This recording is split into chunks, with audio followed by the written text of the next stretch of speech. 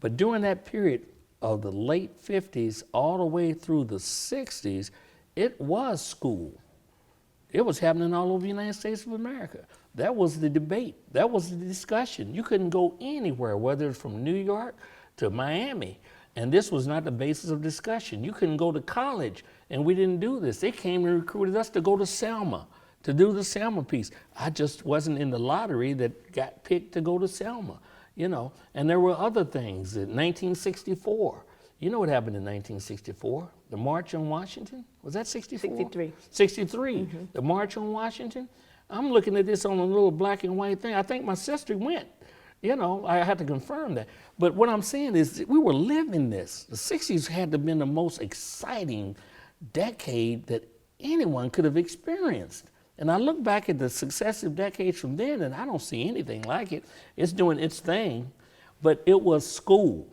It was like getting up in the morning. It was like hearing Walter Cronkite talking about it. It was like hearing it from your professors. It was like hearing it from your neighbors. You was living it. You was engaged in it. That was school.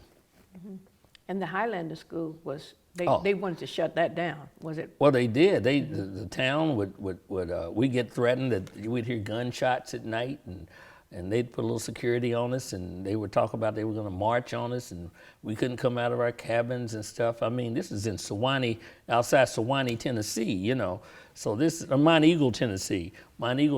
So this is not, you know, think about the time. So closest place we could get to was Chattanooga, right? So, but it was, you know, I try to I describe it like this. It was a time when you could feel the blood rushing through your veins. That's the only way I can describe it. You felt it inside out. You knew it, you lived it, and you thought and you knew you was on the precipice of something important. It's something important, and that you had a role in it.